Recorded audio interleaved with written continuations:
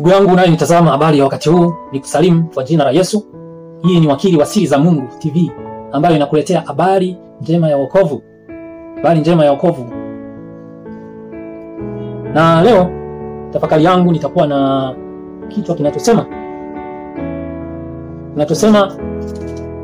ibada yenye maana. Ibada yetu yenye maana ni ipi? Ibada yetu yenye maana ni pale tunapotumia miili yetu, tunapoitoa miili yetu kuwa dhabihu iliyo hai na ya kumpendeza Mungu. Ndiyo ibada yenye maana. Maana Mungu, ukisoma katika kile kitabu cha Mithali sura ya 6 mstari wa 10 na kuanzia 16 anasema kuna mambo yanayomchukiza Mungu, yanayomchukiza Bwana. Kuna mambo yanayomchukiza Bwana.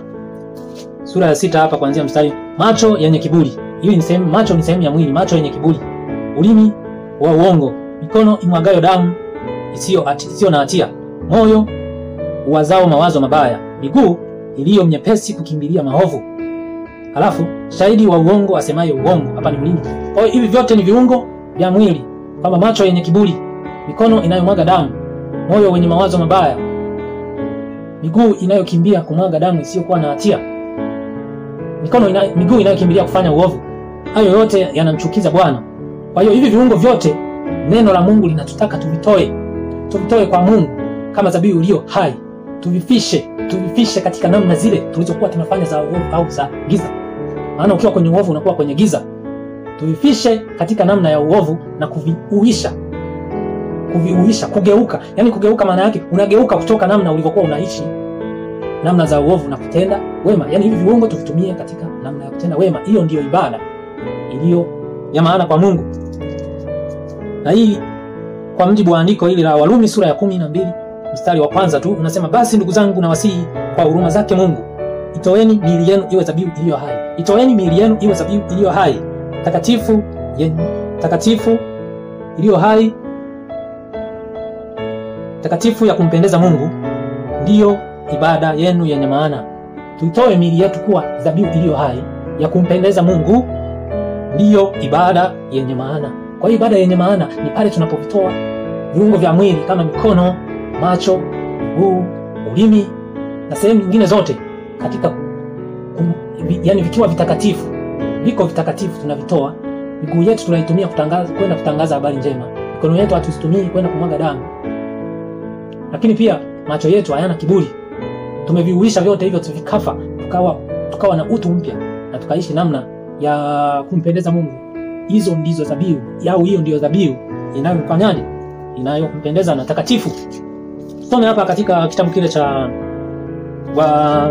Warumi 6. Hivyo hivyo ninyi nanyi jihesabuni kuwa wafu kwa dhambi. Yaani viungo hivi vilikuwa vinatumika katika matendo maovu ambayo ni ya dhambi. Sasa tumevifisha.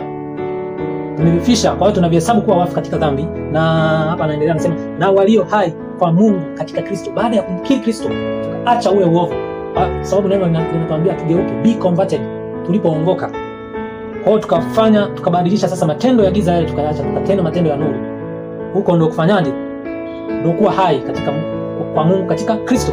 Lakini mstari wa 13 anasema, wala msiendelee kuvitoa viungo vyenu. Tusiendelee kuvitoa viungo vyetu hivyo kama macho, masikio, miguu, mikono, moyo. Tusiendelee kuvitoa viungo vyetu kuwa silaha za dhuluma kwa dhambi, bali jitoeni wenyewe kwa Mungu kama walio hai baada ya kufa, na viungo vyenu kwa Mungu kuwa silaha za haki. Tutoe viungo vyetu kwa Mungu kuwa silaha za haki. Hivyo ndugu zangu, nilikuwa najaribu kukushirikisha na kukuhamasisha na kukuvuta na kuendelea kukuhimiza kwamba tuitoe viungo vyetu kuwa silaha za haki. Hiyo ndiyo ibada iliyo ya maana kwa Mungu. Kwa hiyo ibada ya maana kwa Mungu, nimalize kwa kusema ibada ya maana kwa Mungu ni pale tunapovitoa viungo vya mwili yetu kuwa dhabihu iliyo hai na ya kumpendeza Mungu. Na Mungu akubariki sana na kutakia wakati mwema, mwenye masikio kusikia na asikie.